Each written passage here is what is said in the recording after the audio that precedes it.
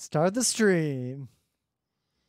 Yeah, so I figured out how to use the I didn't pay for the log profile on the GH5 whatever because it costs extra money. Yeah. But it comes with a Cine profile, and I had that LUT from that guy. Oh yeah, I forgot about that. So I tried to actually use it, and it works great. But I learned something. What'd you learn? To install it in Premiere, you got to basically put these files in these folders that are really hidden. Yeah, it's a pain in the ass. It's like program files, Adobe, Premiere, technical, LUT, creative, something, right? You got to pull these files down there, right? It's way easier to install like templates and other kinds of things. You just put these files in a folder, right? So then when I go to render, I'm looking at the render preview, and it's all like gray and black and white and shiny. And I'm like, what the fuck's up with that? Apparently, you also have to put the files in Adobe Media Encoder. The same files. Adobe Media Encoder has its own separate set of folders that are the same folders. Because Adobe Media Encoder is its own thing. But it does.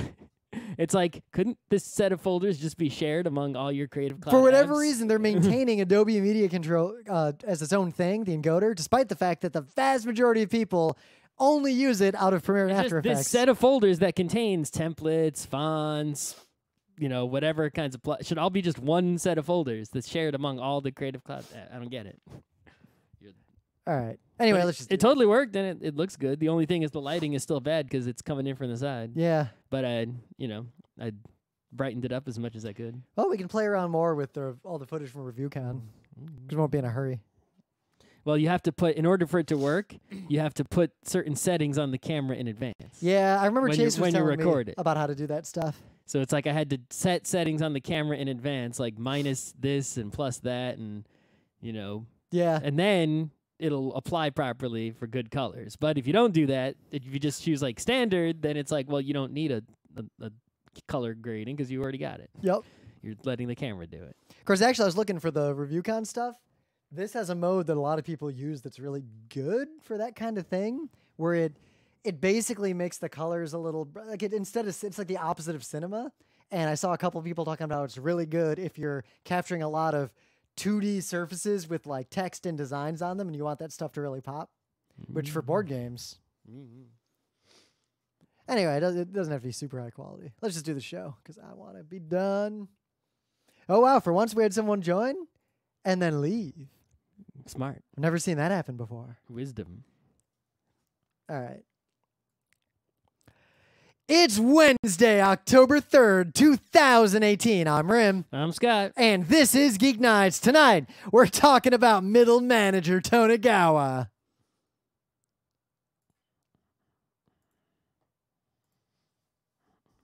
Oh, they're back. I figured out the relationship and why we were confusing Akagi and Kaiji. I saw that too, and I actually found a thread that was like, should I watch Akagi or Kaiji? I learned the difference now. Yep. They're both about gambling, but Akagi is the mahjong only, and Akagi is actually a spin-off of his different mahjong one. That's what that's the problem, because it's a spin-off. That I never heard of before. I vaguely thought that Akagi was a spin-off from Kaiji, but no, it's a spin-off from yet a third thing. Right. Kaiji is its own thing. And it's everything. It's just games, gambling. Right. And then Middle Manager is a spin-off of that. Kaiji. I want to see the Kaiji Akagi crossover. Crossed over with Initial D, too. They're playing on the back of a truck that Takami's driving. All right. An opening bit? Do I have... kinda, yeah. Why not? I guess I might have something. What am I doing in my life? Going to London. Can't talk about that. You can go first, whatever yours is. Anyway, go for it. So... I don't know if you got this email. Which one? I got a couple of emails I was thinking about talking about on the show. The one from City Bike. Oh, no. I got an email from G-Kids. Oh, okay. No. So, like about a week ago, I'd say. No, wait. I got an email from City Bike, too. Oh, okay. I noticed, like, hey, where the fuck did all the City Bikes go? The docks are empty. And then someone else posted on the internet, like, hey, are there any City Bikes? And I'm like, no, Astoria is barren. There's like no bikes here. What the fuck? That's no, because the email I got was like, yo, we saw that you canceled your City Bike a while ago. You want to start it up again, dude? Oh, no, okay. I get it free from work. So then right after we're discussing in that thread, like, yeah, there's no fucking City Bikes anywhere. They've been gone for like 2 days. I get an email from City Bike. All right. And I think it was a coincidence that people started discussing it on the internet right before the email came. But the email was like, yeah, there was some issue with like the handlebars or something on a lot of the bikes, so we took them out of service. Oh, the thing where they'll like droop. I don't know what it is, but it wasn't very explicit. It was very vague in what the problem was. It must have been at least a little bit dangerous, because that's the only reason they would recall the City Bikes. Yes, but basically they're apologizing that there's no bikes. And even now, I biked here on my bike just now because I knew there weren't any outside because the app told me. Actually, now that I think about it, if there's not a lot of City Bikes, that really fucks up the commute of a lot of people I work with. And a lot of people were way late the last few days. It fucks up a lot. So on my way here on my bike, because I knew there weren't any City Bikes outside, I passed by maybe 5 City Bike docks, and I saw one City Bike. All the docks are empty. Also, the last time we did a podcast on Monday, and I was leaving here, I go over to grab one to go home, and I go over to the bridge where the dock is, and it's empty. And someone comes down the bridge with a City Bike and jams it in there. And I'm like, oh, yes, I'm grabbing that. And it's one of the E ones. I have not yet tried one of those. It was one of the pedal assist ones, which I also have not yet tried. So I wanted to go try it. And I go over there, and that motherfucker pushed the red repair light. And I was like, you motherfucker, you just rode this down the bridge safely. If the bike works, do not push the button, especially at an empty dock where there's none in service. You only push the red button if the bike is unrideable or too dangerous. You should have just punched him right there. He was already gone. I didn't, You only push the repair button, which takes the bike out of service, if the bike is literally unsafe to ride or impossible to ride. If like the brakes are a little weak or squeaky, or if the gear shifter's a little messed up, but it's still, you can still pedal and go. Even if you stuck in one gear, right? If it has a flat tire, you push the button. Yeah. If the brakes don't work, you push the button, right? Otherwise, if that battery was dead and it's like, don't push the button. What's wrong with people? Especially when there's no bikes in service. I imagine the average person doesn't think about the idea of considering how many bikes are at the dock they're dropping off. Even when there's plenty of bikes, that's the policy for pushing the button. No, if there's plenty of bikes, if there's anything wrong with the bike, I hit that button. No, I don't hit it. Because otherwise, they'll never fix the bike. I don't know. I hit it when it's actually like beyond, If it's even a little annoying, I'll hit the button. Then you hit the button on every single City Bike. Just go down the whole dock. The other day I rode a City Bike that worked fine, and in fact, the brakes actually stopped the City Bike, like reliably, which I have not experienced before. Usually those brakes are just... Really? Yeah, I don't know. The brakes usually work. It's usually the shifter that's an issue. Thing is, I don't really need City Bike still because I can park my bike inside my building in a really nice bike parking lot. I use it for things like I'm going to go ride the subway, but I can go to the subway. Yeah, well, that's it. Because I live next to the subway. I use it for things like, I can just go over to, like you could use it, for example, to go down to LIC and eat at, say, Casa Enrique. I just bike there with my regular bike. No one's stealing a bike in Queens. I'm just saying. Though, actually, what I would use it for is to bike to other nearby subways like the E. That's also good. That's the kind of thing I use it for. At work, but I want to eat lunch somewhere slightly far away from work. It can be done. So we'll probably skip next Thursday's show because I'm just Emily and I are randomly going to London to dick around. So. Right. Oh, speaking of which, I'm going to a tropical island. On a tropical island. From underneath the week of October. Moon, hanging with the hula dancers. The week of October 20s through the week that has all 20s in it in October. Sitting by the ocean. So there won't be any podcasts. Rubbing it on my body. Rubbing it on my body. There won't be any podcasts on, what is this? There'll be some days with no podcast coming up because we're both traveling at different times. I'm not sure which days it is. Yeah, I barely remember. It's a Tuesday, Thursday week, the 23rd to 25th. I won't be here. One thing I can say that's funny is that the more I travel, like as I travel more and more and more in my life, not only do I plan travel later and worry about it less, but I roll into the airport like right before my flight books. I basically plan nothing. My plan is I got a plane. I got a hotel. I'm going to go to the tropical island. Yep. I'm going to lay on the beach. I don't need any plans. I assume there'll be food there that I can find once I'm there. Yep. I don't need my phone even to work. London's the same deal. Like I know my way around like central London better than I know my way around Brooklyn. So I don't need. What do I need? you know, I don't need anything there. The hotel will provide a beach. It has a beach on it. It has food. It has a bed. It has a shower. No, my planning was basically bring a book with me. We should just go somewhere that weekend. And I just went on kayak and I was like, this is all about Paris. And then I looked and it is way more expensive to fly to Paris right now than I'm used to. I don't know why. Like way more. Tropical Island's cheap. Yeah, but for whatever reason, it's way cheap to fly to London right now. So, that works. My mom went to London now. Oh, what's she doing there? Just hanging out? Hanging out. Yeah. Is she like central London? Like, where is she? I don't know. You don't know? Okay. What do I know about London? There's a Big Ben and there's a castle. What do I know about diamonds? There's, you know, fancy taxis that are black. They call the subway the underground. Yep. Their subway is very... They talk funny. London and Paris, the only cities I've been to where the subway is like the New York subway. Paris, way more so than London. It's not 24/7. Paris is. Parts of it, at least. Paris is the closest to New York. London is real close, but yeah, it doesn't run at night. And the Central Line has a bunch of weird construction. Like the last time I went, the station I normally use to like get from Paddington to where I'm going was just closed. And because I don't live there, it's not like I get their equivalent of the MTA notifications. It's not like I'm getting a thing that says, yo, this station's closed on this day. Is there Notify UK that you can get? I guess, but... Like I have the Notify NYC app that's like, yo, helicopter's coming. Yo, there's a flood. Yo, it's, you know... Well, I use the MTA 3 or the New York 311 app, but 99% of what I do with it is get people's cars towed for parking in the bike lane. You should get the Notify NYC app. Yeah, I think I got that too. I got the notification today. The funny thing is, when we get the flood warnings, like everyone's phone goes off at once. With this thing, it like rolled across the office for about 20 minutes, like back and forth.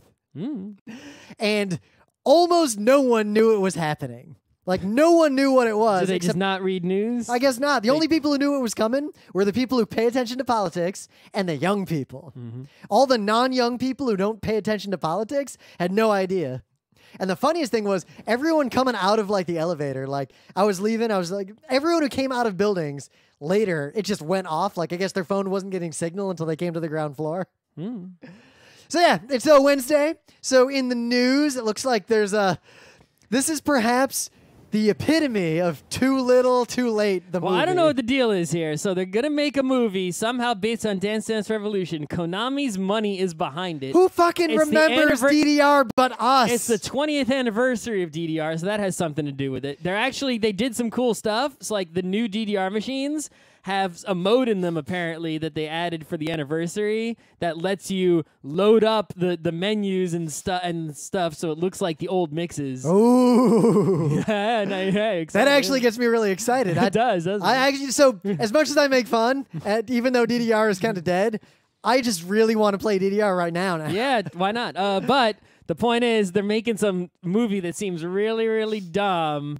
Somehow, I've seen DDR appear in movies. Well, we saw it appear in Wasabi. I've seen it appear on TV shows and comics and all sorts of other mediums, but I've never seen something that was about DDR. That seems really dumb. Yep. I mean, the best case scenario, the best possible case scenario is it's like Initial D. The only way to make a movie about DDR that would be good would be to make a documentary about DDR champions. I'll bet you could make a movie that was... the aesthetic and style of Initial D, but just about DDR, like that could work. You could do it about all rhythm games, but not just DDR. There's not enough to work. Just DDR. There's not enough to work with. You got Takumi, the kid who just sits at the arcade. Right, so you got the kid who's really good at DDR, but doesn't like DDR. Doesn't even, like, no one knows. Right. He's dead. He works at the bowling alley, and he plays DDR at night when he's doing maintenance on the machines. Then there's the kid who's actually, like, you know, the head boss. He's legendary at DDR, but you never see him do any moves. Oh, that's Kensuke. Right, and then, what? You got... the guy who buys you got the best DDR shoes. Like, there's no other guy. The guy who does the Matrix There's walk only so many and breaks the machine and like cuts his arm. The guy who's all style and personality, Gum tape deathmatch. Isn't that they good? tape the dude's arms to the bar. And come on. I feel like that you'd have to go crazy with it for it to be good. I feel like this is going to be a gem in the holograms, the movie situation. DDR is kind of dead. Like, even at the cons, like at MagFest, there really aren't It good... has a minor resurgence right now, but it's not a resurgence among the people. It's a resurgence in that the people who are into it have it more than they used to because they're actually putting some machines over here in places and updating them. But meanwhile, Stepmania, if you go to certain places in the U.S. now, there are new machines that are updated and hooked up to the score system, and that's how, I think we talked about this before, how the world champion of DDR was from America, like last year or the year before, I forget. But meanwhile, Stepmania has kind of gotten worse. Like there's not more people into it, but the people who are into it, it's like they're getting a little bit more support than they used to. But in all the cons where they're quote-unquote DDR machines, like MagFest used to have like a bunch of legit DDR machines, all different mixes. It's all these kind of shitty, laggy, bootleggy machines now. And I'm really curious, like how come there are no DDR machines older than Extreme? Did like all of them just like, did all the 3rd, 4th, 5th mixes in the world just like get updated to... You know, well, they can't get updated all the way. 3rd, 4th, 5th. Like, I'm not going to get into it, but I'm saying I think there are several generations of machines. But I'm saying like it seems like all the machines of a certain generation were updated. Like, are there any 4th Mix Plus machines in the world anywhere on Earth? There was one of the machines at MagFest this past year was clearly a 4th Mix Plus machine, but it had some bootleg bullshit inside of it. Like, it was not the DDR hardware. Right, I'm saying, is there a 4th Mix Plus machine that's actually running 4th Mix Plus in its original form? I have to imagine if on Earth, anywhere. If there's one anywhere. Or have all of those, because there were many, there were thousands or hundreds of machines. Well, I feel like they got bought by people who then took them home and modded them, and that's where they live now. I don't know.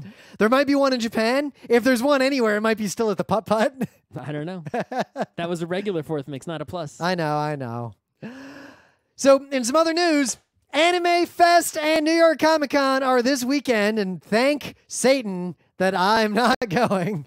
I think I've skipped, the last 7 years of this nonsense? I went the first year. I didn't go to it. I walked past it to see what the deal was, and there was a big mega line, and it was a disaster. It was a shit show. It was a failure. The second year, I went to it just one night to go in and see one person and say hi and just look around, and then I left. Well, we got free badges every year until we stopped picking up the free badges. We went to it, we went to it for like one day when the Anime Fest was there and we had a panel. Yep. Oh, no, and we went to it also the next morning to see Makoto Shinkai's movie that wasn't good. Yep, and then none of the... I remember there was the interview with him. I don't remember the name of the movie. And then there was the interview with him, and we were just going to see the panel. We were in the room, and literally no media were there, so I just filmed the whole thing myself. And my video is the only video of it. And then...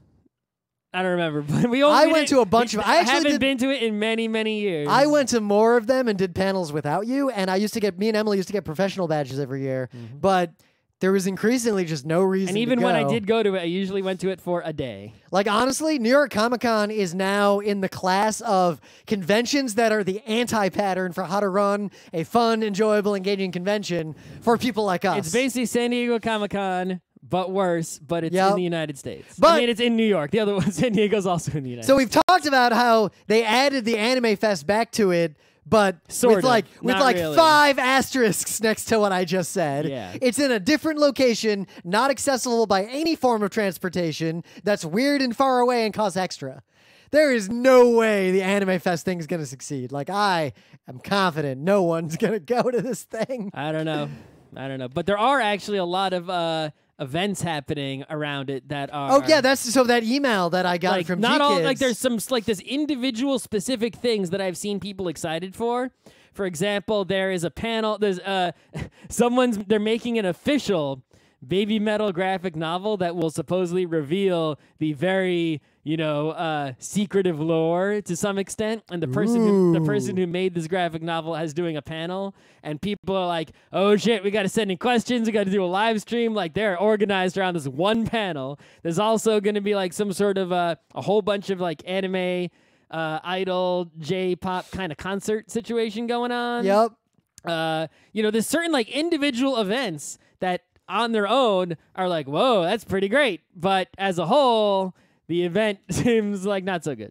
Yep. Yeah, that was that G-Kids email. There's some sort of like G-Kids party at some venue like over on 38th Street the night before, and I got an invite to it for some reason. Right, like go have fun. Yeah, no, I'm not going to that. Okay. I'm going to ReviewCon. Oh, okay.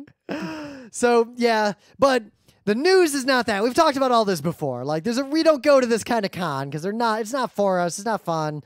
But what we used to say is that we could take the 7 train from our houses to this con, and we still don't bother going. Well, the time that's how long ago it was we went to it. There was no 7 train that went there. The 7 train did not go there when the last time I went to the New York Comic-Con. I had to walk there from like 34th Street. But now the 7 train goes to the Javits, and I don't go there anymore. But yeah, the 7 train this weekend is not running. It's being replaced by a shuttle bus. Yep, so there's no way to get to New York Comic-Con except a bus It's just like it was in the old days of New York Comic-Con. Even worse, a lot of the people who come to New York Comic-Con come from outside of the city for like one day, like half a day. Like that's Take the a majority. Metro North, drive in and park. Kind of like how I said I didn't. I mean, there's parking near the Javits though. Not that much though. You gotta pay for it. But also, a lot of people take the train in. And remember how I said earlier that I got kind of fucked in London, that like Lancaster Gate Station was closed and I didn't get a notification because I don't live in London? A lot of people think they're going to go from Grand Central on the 7 train to this con, and they're going to get told to go ride a weird bus that's going to be stuck in traffic. Well, they're going to go down into the station. There's going to be MTA people there. The stairs are going to be roped off. They won't be able to go down there. Yep. And someone's going to say, go upstairs, use the free shuttle bus. And that free shuttle bus is going to arrive at Grand Central from Queens already full, and you're not going to be able to get on it. This is MTA, so MTA New York City Transit. Yeah. Please go upstairs. The 7 train is not running in either direction. Please go outside to the corner of whatever street. So there won't be a subway that goes to New York Comic-Con, and there won't be any fucking city bikes to get there. You're not caught riding your city bike and getting cosplay. Unless you're biking as... Unless you're Yoa Pedal cosplay. I was about to say, unless you're cosplaying, biking in cosplay as Yoa Pedal. So, yeah, I just think that's really funny. That's enough news. What was my thing of the day again?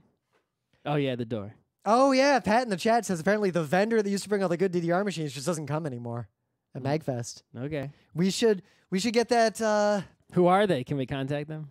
Wonder if we could get the vendor who does it. I mean, this person has DDR machines in storage somewhere, presumably, or an arcade. What about the vendor who does Kineticon? We should just go to that's Tokyo Attack. Yeah, they do go to MagFest, I think, and they don't have that. Yeah. The point is, get me the contact info for that person who owns DDR machines, so that I can go to where they are. Thing is, I don't money. need them to bring the machines to me. I got money now. I could just buy a DDR machine. Where are you gonna put it? That's the problem. You can't have money and live in New York and have room for a DDR machine unless I turn this room into the DDR room. Let's buy a tiny house to upstate and just put a DDR machine in it. The tiny house will have like a bedroom, a store, a garage, a piece of grass, and a DDR machine, and an air hockey table, a kitchen, and a big storage hut, and a regulation photon air hockey table. That's right. It'll just be a party house only. The Kineticon vendor was the guy. Damn it. Okay. Anyway. Isn't it Tokyo Attack? Maybe? Maybe there's another one? I don't remember. I'm pretty sure Tokyo Attack is the one that brings everything to Kineticon. Yeah. Does Tokyo Attack not go to MagFest I should see who does it. I'm pretty sure they do. I think they also go to ZenkaiCon, so whatever. Damn it. But those Tokyo Attack doesn't have the old good DDR machines. They have new ones. But anyway, things of the day. So I was watching a bunch of YouTube videos, and it's funny to say that someone stepped up their game when their game is already so high, but I was always a fan of Captain Disillusion. Well, he's like he's a video. If you don't know this guy, he's like a video master. So like, he's basically so meta on YouTube because he makes YouTube videos, but he is a video master, and his videos he makes are about videos on YouTube. Yeah. Right? He like basically finds videos that have, weird stuff happening, and then he sort of debunks them, and he's like, yeah, you think that this person's turning invisible? How'd they do that? I'll show you exactly how they did it. Here's how you do it. Look, so you can tell he used a tripod here, and look at this, and look at that, and here's the pixels, there's his mask. Right. So he has stepped up his game from its already amazing game in a big way. But I was just clicking through, I clicked on one of his random videos, and I was just clicking around in it, what's the deal with this one? Because it looked like a pretty cool thing, and I was curious, how he debunks this and what the deal was, because I'd never heard of it. But then I noticed something when I clicked on a random frame in this video that I hadn't actually watched. The thing. What thing? The Sentinel from RIT was in the background. Okay. So I was like, wait, what? So I had to back up. You realize for us, If you don't know, at RIT, the college we went to, while we were there, they built the thing. They spent a bunch of money that didn't come from student money. It came from some donation. Yeah, so we complained about it, but we couldn't really complain. I mean, whoever donated the money, why'd you donate it for a statue instead of for a fucking? No, I like the statue. I do like the statue. Whatever, but I like making fun of the statue as well. They built this giant statue that's sort of vaguely in the shape of a knight with a lance. That not really though, but and all the pieces of it look like rusty metal, weird on purpose. It's somewhat abstract, It's an acquired taste, this statue, but it was a big deal because we were there and they put it in. But you realize though that like for students now, it's just there. It's an accepted thing. They don't realize that they don't have that experience. It's a Sitco sign situation. It's like for us, it's like the quad. There was like the spinning infinity thing. We just accepted it that it was there. It wasn't like some new thing to complain about. Yep. So I just saw the thing. Also, it's enormous. You don't realize how big this thing is. It's for scale. There's a person standing next to it. I think it's like 4 or 5 stories tall, maybe. It is huge. It's as big as like an apartment building. It's tall. So I watched this video, and the video's like, so apparently there's a viral video I just never noticed about this Escherian stairwell that did it like it looked like an MC Escher thing if you walked in it, and apparently it was in Building 7, and I was like, what? I don't remember this fucking thing. There's nothing like that in Building 7. And of course, it was a hoax perpetrated by RIT students at RIT. So here you go. So Dr. Disillusion he's debunking some RIT students who thought they were too clever? Yep, and it's good because this now intersects RIT and Captain Disillusion. So if you're unfamiliar with either of those two things, my thing of the day is for you. I don't understand why 2,000 people dislike this video. RIT student. Yeah. Because I was like, Building 7, there's nothing like that in Building 7. Because I broke into Building 7 and explored the entire thing in the middle of the night multiple times. I worked in Building 7. Yeah. Building 7 was the building that was open at night and you could bust into and wander around. There were weird art students had to do art. Yeah, and there were weird that like Building 7 had the most weird areas because it was like 2 combined buildings. Yep, it had like all these balconies that weren't accessible to students that you could kind of get out onto. And anyway, what do you got? Oh, so it's just a tweet, but in the tweet is a video. And the tweet has a joke in it, but the joke is, for machine learning people. Yeah. The point is the video is awesome whether you understand the joke or not. If you understand the joke, that's great. If not, the video is this door on, I think, what looks like a barn or some sort of... looks like a garage. Something like that. There's a car in there. It is an awesome fucking door. If we get the house to put a DDR machine in, we should have only doors like this. So the only problem with this door, and the reason I think about it, is because, remember the marble machine? Oh, the guy's making the new machine? Which, by the way, it's getting close to completion, so I'm going to get ready to buy tickets to the New York Con. The guy's awesome. Okay. The Wintergarten guy is like super cute and super funny. Like, it's very good videos to watch. And I saw one of my engineers watching one of his videos while he was coding today. That's why I was thinking about him. But... he made a point because he's making the machine and he has this stuff and he starts talking about how someone on the internet pointed out that a part of the machine he had designed would very easily, if he wasn't paying attention, literally crush his entire foot flat. So I'm looking at this door. This door is guaranteed to crush someone's finger completely. I think the main problem with the door is that it is not ADA compliant. ADA compliant. It will crush you. That will destroy your finger. I think you can only open the door if you have like an arm and you can stand and move to the side. I think that's the problem with the door. There's also no ramp here. There's multiple ADA problems. The good part about the door is that once you open it, you don't have to you never have to hold the door open. You don't need a door stop. You don't need anything like that.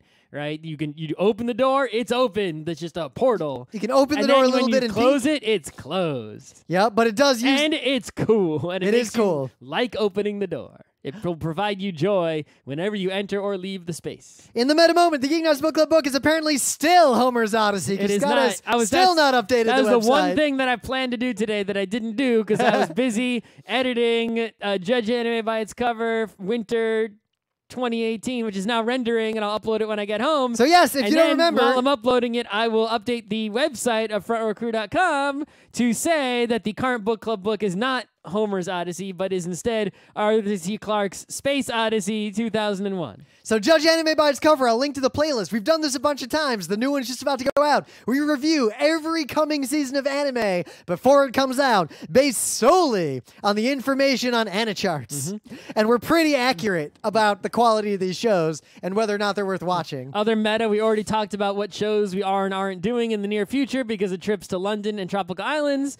We are going to go to PAX Unplugged, which is soon. The schedule just went up today. I didn't even look at it yet. Yep, we are doing Learn and Win Puerto Rico, and we are doing the 40 tabletop games you must play. We are not going to New York Comic-Con this weekend, but we are going to our friend Matt's house, where we're going to play a shit ton of board games and live stream them, so pay attention to Twitch, YouTube channels that belong to us. Who knows which one we're going to use? Yep. You should know them all anyway. Look at if you just follow our Twitters, we'll all tweet, not only links to the streams, but also who wins and loses and other things. It's the second ReviewCon. We're going to play tabletop games literally all fucking weekend long. But the point of ReviewCon is that we play these games with experts.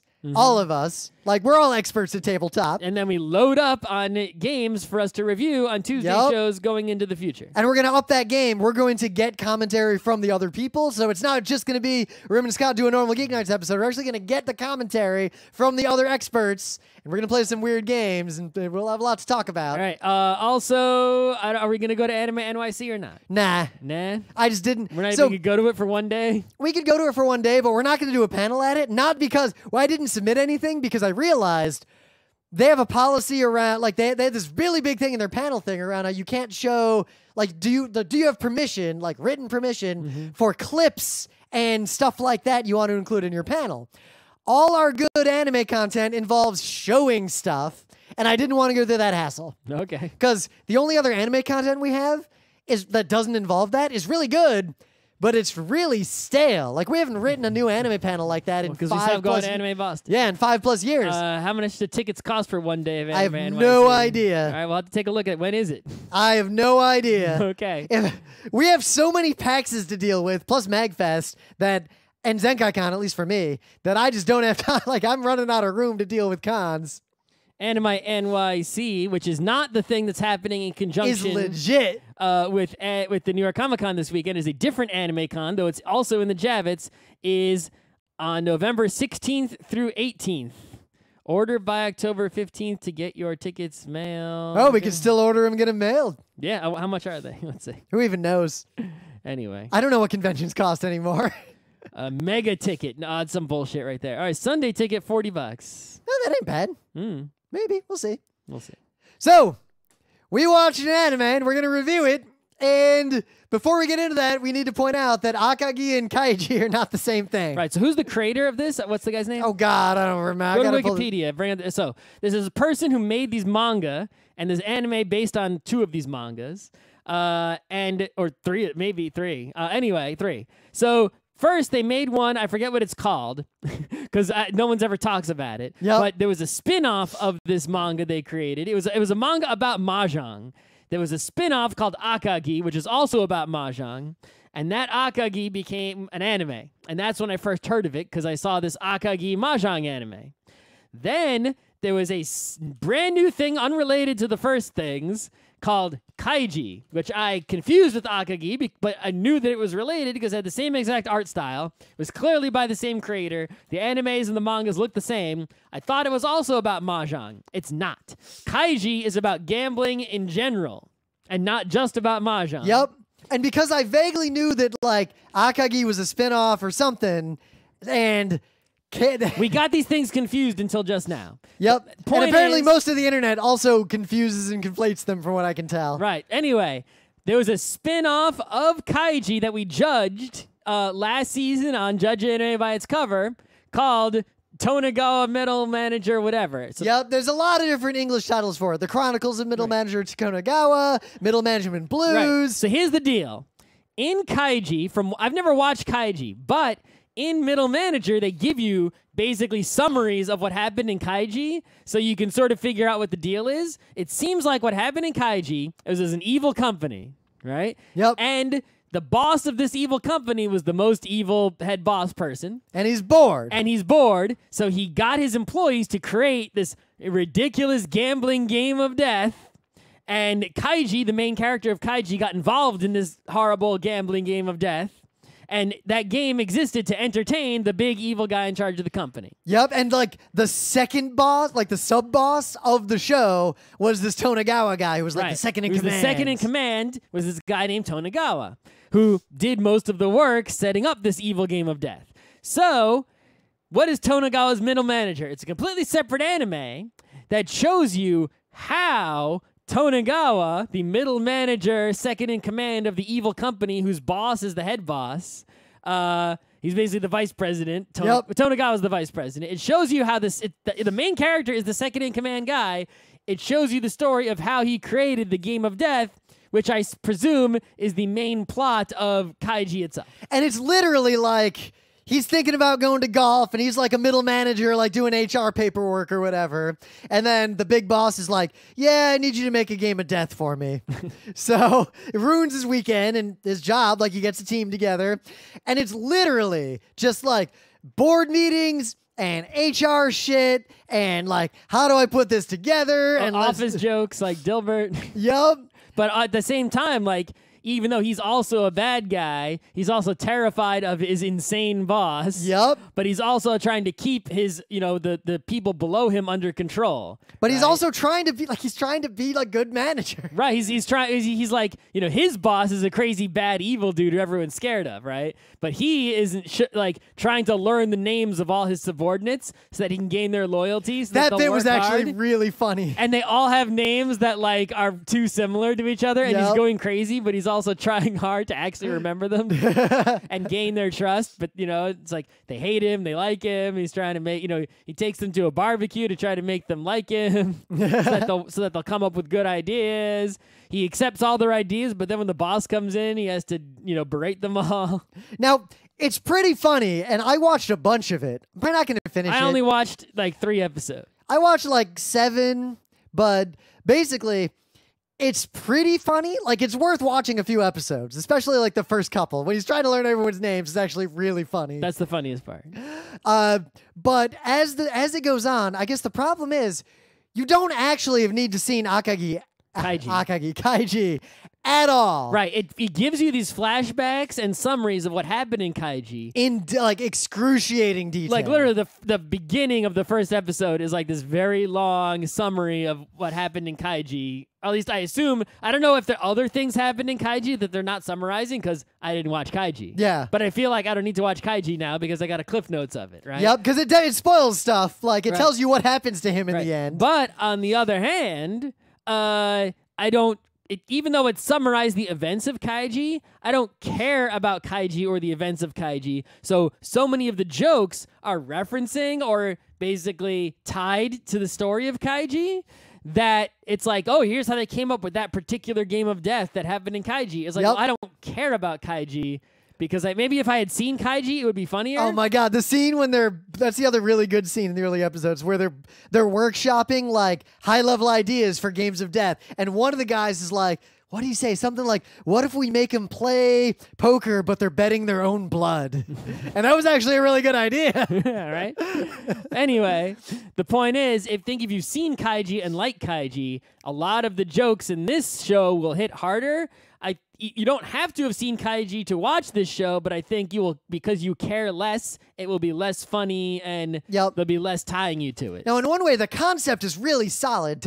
Not really a deconstruction, but take any of those anime that have an evil organization with lots and lots of faceless goons that's like always ever present and hyper organized, and look at it from the back and explore how would you organize like these thousands of goons to be the bad guys in the anime.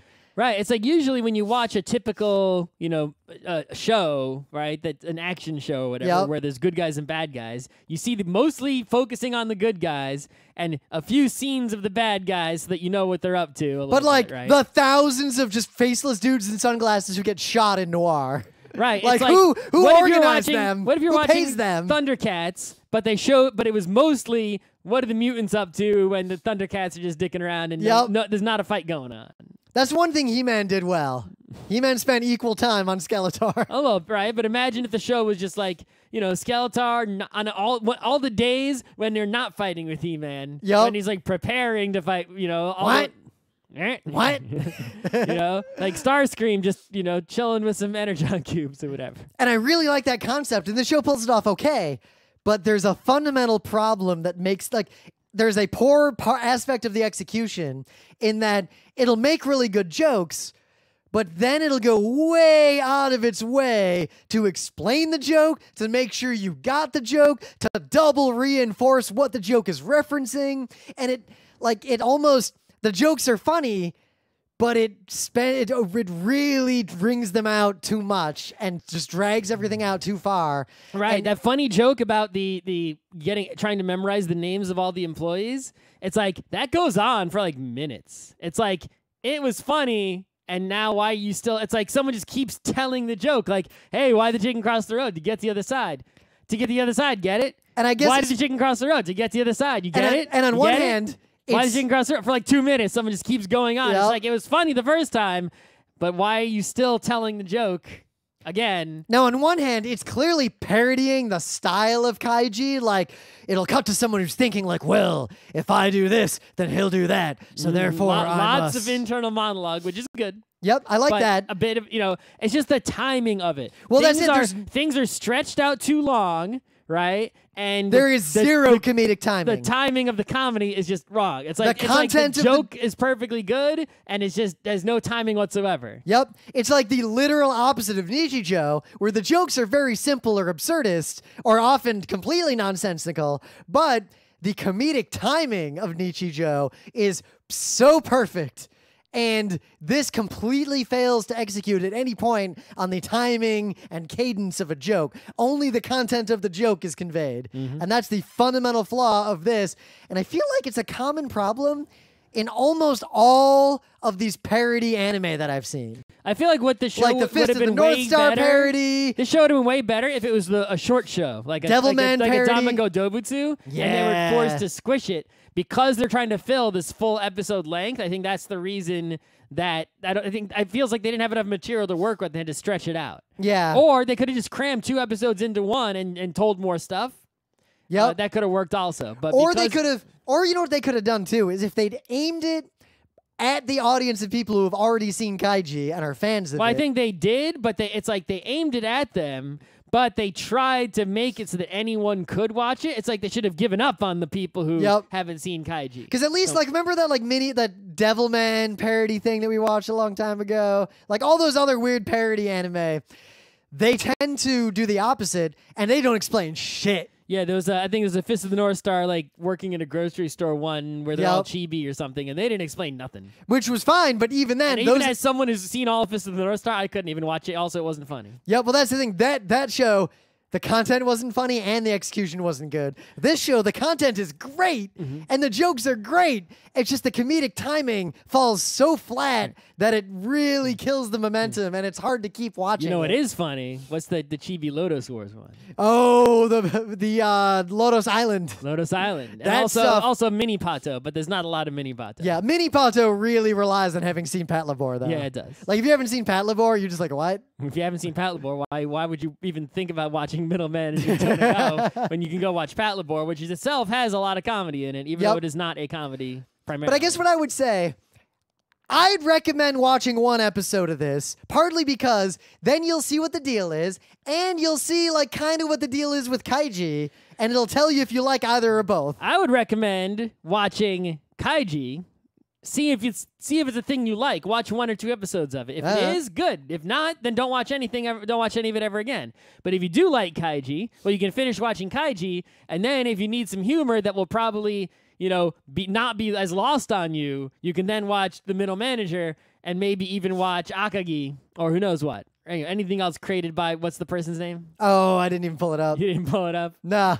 I'll look it up because we should, you know, give credit to the person who... Paul Chapman wrote the article I got up here. Okay. Let me get the person's name. Nobuyuki Fukumoto. That's the person who wrote, wow, lots of stuff. But it seems a lot of it is... Gambling Apocalypse Kaiji, Gambling Maverick Chronicle Kaiji, Gambling Advent Chronicle Kaiji, Gambling Advent Chronicle Kaiji Kazuya arc. Yeah, okay. A very prolific gambling manga writer. All right, I think we did a show.